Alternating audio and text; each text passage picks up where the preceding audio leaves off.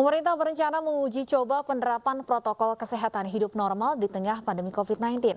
6 aktivitas utama akan dijadikan pilot project mulai pekan depan.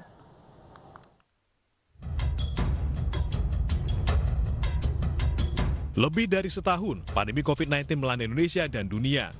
Tidak hanya mengguncang sektor kesehatan, pandemi juga menyerang berbagai sektor, mulai dari ekonomi, sosial, budaya, hingga pendidikan. Meski seluruh lapisan masyarakat telah lelah, pandemi diperkirakan belum akan berakhir dalam waktu dekat. Atas dasar inilah, Presiden Joko Widodo memberikan arahan kepada Menteri Kesehatan untuk menyiapkan protokol kesehatan hidup normal di tengah corona. Ada 6 aktivitas utama yang akan menjadi proyek percobaan mulai pekan depan. Di antaranya, perdagangan modern tradisional, kantor dan kawasan industri, transportasi darat, laut, dan udara, pariwisata, hotel, restoran, dan event, kegiatan keagamaan, dan pendidikan.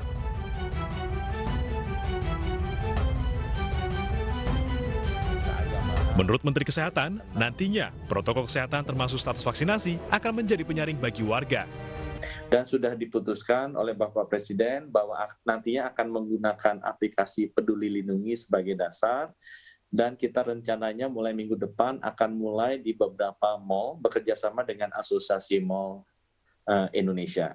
Kita juga sudah mengintegrasikan dengan transportasi udara, di mana teman-teman wartawan juga sekarang sudah merasakan setiap kali kita check-in akan langsung ketahuan status vaksinasi dan status PCR-nya secara digital, ya, secara otomatis.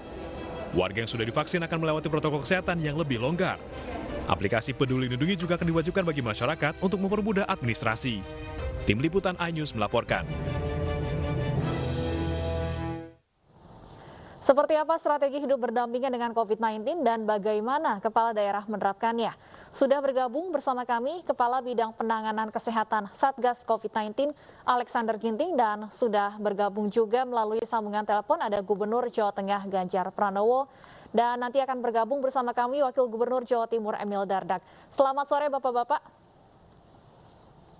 Selamat sore, salam sehat. Salam sehat selalu. Saya ingin ke Satgas COVID-19 terlebih dahulu. Pak Alex, apa sebenarnya pertimbangan adanya pelonggaran-pelonggaran di perpanjangan PPKM kali ini? Ya, sebenarnya bukan pelonggaran dalam arti ada kebebasan ya. Tetap saja pelonggaran itu terikat. Jadi dia terikat dengan protokol kesehatan. Jadi yang dimaksud dengan pelonggaran itu tetap ada pembatasan-pembatasan, sehingga ini perlu disampaikan supaya tidak ada penerjemahan yang salah di dalam masyarakat. Jadi PPKM level 4 ini sudah diperpanjang, baik untuk di Pulau Jawa dan Bali, dan kemudian juga di luar Jawa dan Bali, di mana untuk di Jawa Bali 10 sampai 16 Agustus, dan kemudian untuk di luar itu 10 sampai 23 Agustus. Jadi PPKM ini diperpanjang tentu ada pertimbangannya.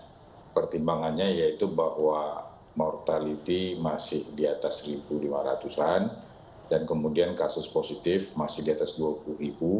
Kendatipun bor rumah sakit sudah menurun, tapi positivity rate masih tinggi. Tapi kalau kita bandingkan dengan 15 Juli, ini jauh lebih baik. Artinya lebih 50% sudah terjadi perbaikan. Tetapi kita tidak boleh lengah, karena ini masih rentan untuk terjadi lonjakan. Sehingga pelonggaran-pelonggaran yang diberikan itu bukan berarti pelonggaran, artinya bisa dengan bebas kita belanja, bebas ke warteg, tidak. Semua ada batasan-batasannya. Jadi dalam hal ini misalnya pedagang kaki lima, toko kelontong boleh saja berjualan, tapi ada batas waktu. Kemudian warung makan, warteg, bisa saja makan tapi hanya 3 orang, kemudian 20 menit selesai. Restoran ruang makan yang terbuka boleh, tapi kalau yang tertutup di mal belum. Dan demikian juga kegiatan proses belajar juga masih daring. Jadi masih tetap memperhatikan ada sektor esensial, kemudian sektor kritikal, dan non-esensial ini masih tetap seperti semula. Yang ada memang ada pelonggaran-pelonggaran itu, tapi itu adalah yang tetap memperhatikan protokol kesehatan. Dan ini sebenarnya tujuannya adalah bahwa tetap kita memperhatikan kesehatan sebagai yang utama, tapi tidak juga mengabaikan masalah ekonomi. Baik. Jadi dua-dua ini harus berjalan seiring dan secara bersinergi. Baik, yang perlu ditekankan artinya bahwa jangan sampai pelonggaran ini membuat masyarakat merasa lebih bebas beraktivitas karena tetap ada pembatasan. Pak Ganjar, bagaimana kemudian pemerintah Provinsi Jawa Tengah akan mengawasi perpanjangan PPKM dengan adanya pelonggaran-pelonggaran ini? Ya, sebenarnya kan uji cobanya akan kita siapkan. Mama tadi Pak Alex sampaikan terkait dengan mal, terkait dengan pasar gitu ya. Kemarin kita melihat di Kendal, pasarnya ditata bagus. Barusan saya pulang dari Pati melihat ditata bagus. Di kota-kotaki, terus kemudian berjarak, lalu pengelola pasarnya mereka melakukan patroli.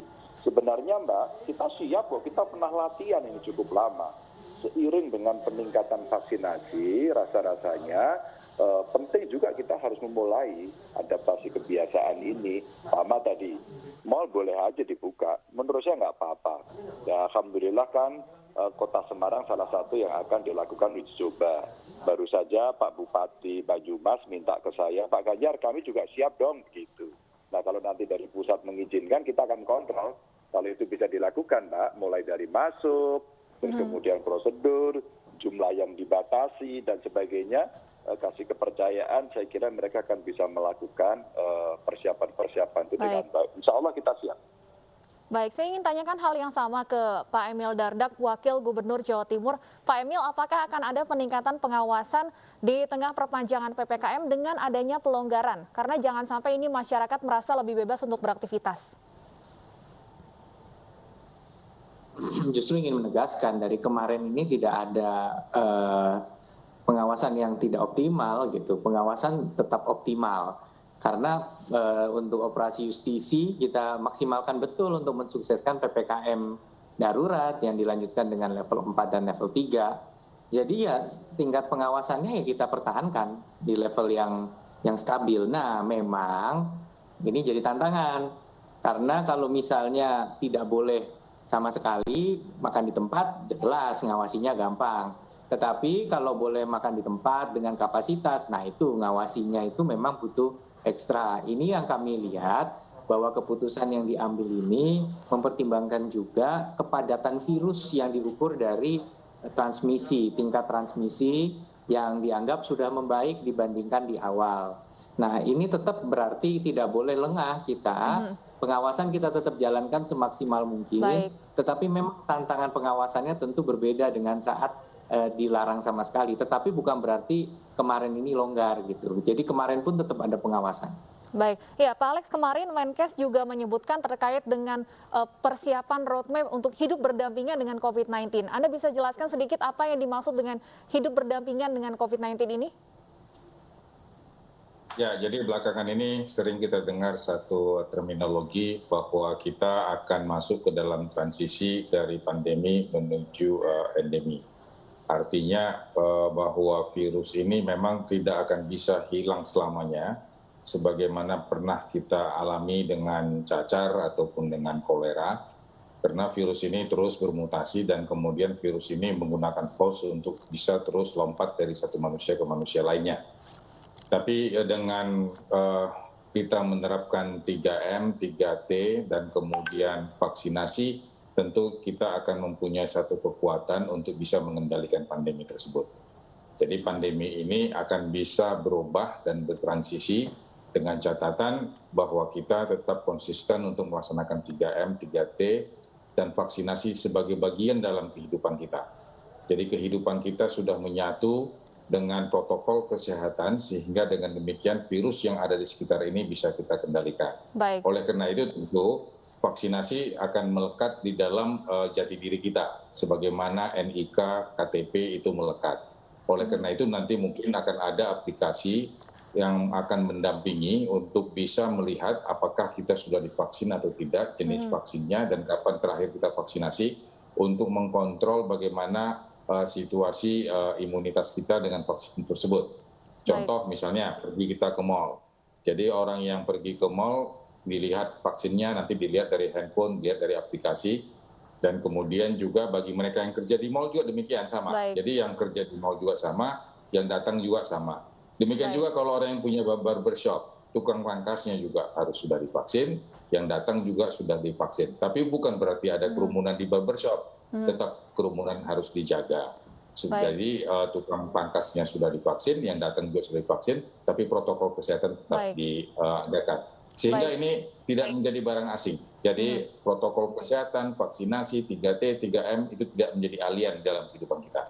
Itu sudah menjadi bagian kehidupan kita sehari-hari. Baik, ya memang di masa perpanjangan PPKM level 4 ini salah satu yang dilonggarkan adalah uji coba pusat perbelanjaan di 4 kota, yaitu di Jakarta, Surabaya, Semarang, dan Kota Bandung. Sebelum saya ingin tanyakan kepada Pak Ganjar, saya juga di sini ada informasi terkait dengan hari pertama pembukaan uji coba pusat perbelanjaan di Semarang, Jawa Tengah, dan berikut informasinya.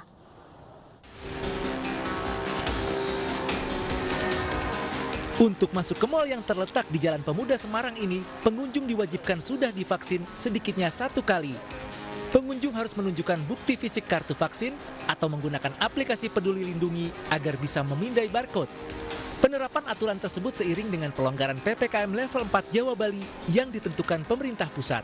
Meski sudah dibuka, namun pengunjung mal masih belum banyak. Tenan ataupun toko di dalam mal tersebut juga masih banyak yang tutup. Hari ini semua mal aturan 20 menit. Pada hari pertama dibukanya mal, Satpol PP Kota Semarang memeriksa karyawan toko dan tenan di beberapa mal. Ada salah satu mal di mana 3 karyawan toko sepatu dan pakaian olahraga yang mengaku belum divaksin. Semua pegawai kita cek tadi sudah menunjukkan kartu vaksin, berarti nggak ada masalah. Tapi yang belum vaksin, memang kami prioritaskan, nanti saya minta JM-nya untuk diliburkan, untuk harus vaksin dulu sebelum masuk mal ini. Terus masuk tadi di salah satu mal ada beberapa yang belum vaksin. Alasannya sederhana, Mas, belum vaksin karena memang dia di upload di Victoria nggak bisa penuh terus. Namun secara keseluruhan, Satpol PP menilai hari pertama pembukaan mal di masa PPKM level 4 ini tidak banyak persoalan, namun petugas tetap meminta agar pengelola mal tetap menjaga protokol kesehatan. Dari Semarang, Jawa Tengah, Doni Marendra, iNews melaporkan. Ya, saya ingin langsung tanyakan ke Gubernur Jawa Tengah, Pak Ganjar Pranowo. Pak Ganjar, di satu sisi vaksinasi menjadi syarat utama untuk masuk ke pusat perbelanjaan, tapi ternyata di salah satu mal di Kota Semarang dalam uji coba hari pertama ini masih ada karyawan yang belum divaksin. Ini bagaimana, Pak Ganjar? Iya, sebenarnya inilah apa yang kita sebut sebagai check and recheck dalam konteks pengawasan. Tadi Pak Wagub Jatim, Mas Emil juga menyampaikan itu, maka kita menyampaikan kepada publik bahwa kalau kalian belum divaksin bukan berarti kalian nanti biasa-biasa saja, seolah-olah aman-aman saja, kita mau cek loh ya. Gitu. Jadi kita mau ngecek betul. Jadi tadi kawan-kawan Satpol PP Pemkot Semarang melakukan checking ya untuk melihat kondisi-kondisi yang ada. Tentu saja hari pertama langsung kita nemukan, oh ada yang belum. Maka pemilik tenan besok bisa diumumkan, hai semuanya, kalau besok mau buka lagi, tolong pastikan yang masuk yang divaksin, begitu ya. Kalau umpama nanti tidak, ya kita bisa kasih saja sanksinya. Kalau nanti saya masih ketemu lagi di tenan yang sama, saya tutup ya, kamu nggak boleh jualan. Gitu. Jadi sebenarnya pembelajarannya harus dilakukan seperti itu. Tadi kita lihat juga dari gambar di iNews ini kan mereka ngantri, mereka masih belajar, dan itu memang butuh waktu itu. Tapi rasanya tidak sulit kok. Sama kan kita pernah melakukan di rumah ibadah, umpama yang di masjid, bagaimana mereka berjarak, terus kemudian bagaimana di gereja juga tempat kursinya juga berjarak. Saya kira model-model seperti ini kita pernah. Kemarin juga Bupati Kendal menyampaikan ke saya, Pak Ganjar boleh nggak tempat wisata kita buka? Boleh, tapi uji coba dulu begitu ya. Tentu kita akan konfirmasi, tapi belum saya izinkan untuk dieksekusi, tapi siapkan dulu sistemnya. Umpama kapasitas dia bisa katakan 1.000 ya. Ya sudahlah 1/4 dulu, 250, terus kemudian dikasih jam.